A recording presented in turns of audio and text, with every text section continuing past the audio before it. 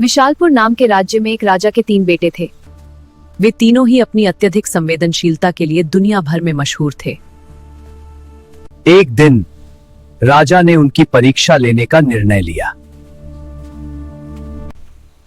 पहला राजकुमार को शाही दावत में सबसे उत्तम चावल परोसे गए। उसे शाही दावत में सबसे उत्तम चावल परोसे गए, लेकिन उसने एक निवाला लेते ही खाना छोड़ दिया।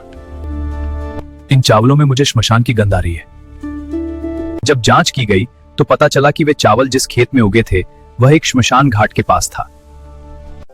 दूसरा राजकुमार को 7 मखमली गद्दों के ऊपर सुलाया गया। सुबह वह उठा तो उसके शरीर पर लाल निशान थे। पिताजी, बिस्तर में कुछ चुभ रहा था, मैं रात भर सो नहीं पाया। क्या कहा? बिस्तर में कुछ चुभ रहा था?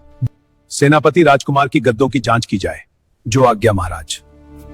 तो सबसे नीचे वाले गद्दे के नीचे एक बाल मिला।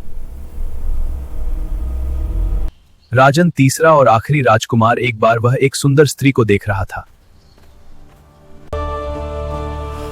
चांदनी की किरणें उस स्त्री के चेहरे से टकराकर स्त्री के शरीर को जला रही हैं।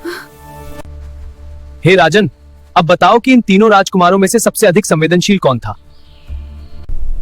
याद रखना, अगर तुम्हें उत्तर पता और फिर भी तुम चुप रहे तो तुम्हारे सिर के टुकड़े टुकड़े हो जाएंगे। सबसे अधिक संवेदनशील तीसरा राजकुमार था। पहले राजकुमार ने चावल में गंध पहचानी और दूसरे राजकुमार ने बाल की चुभन महसूस की। यह दोनों ही भौतिक चीजें थीं जिन्हें इंद्रियों से महसूस किया जा सकता था। तीसरे राजकुमार ने स्त्री के चेहरे पर पड़ने वाले चांदनी प्रकाश के कारण जलने के निशान आ गए, जो पूरी तरह से मानसिक और शारीरिक संवेदनशीलता का उच्चतम स्तर है। उसे किसी चीज ने छुआ तक नहीं था, फिर भी उसका शरीर प्रभावित हुआ। शाबाश राजन, तुमने फिर से सही उत्तर दिया, लेकिन तुमने अपनी चुप्पी तोड़ दी है। इतना कहते ही बेताल उड़कर वापस पेड़ पर जा लटका। विक्रम एक बार फिर अपनी तलवार लेकर उसे पकड़ने के लिए पीछे मुड़ गए। तो क्या लगता है आपको, विक्रम कब बेताल को कब अपने साथ ले जाएगा? ऐसा ही वीडियो देखने के लिए हमारे चैनल का सब्सक्राइब करो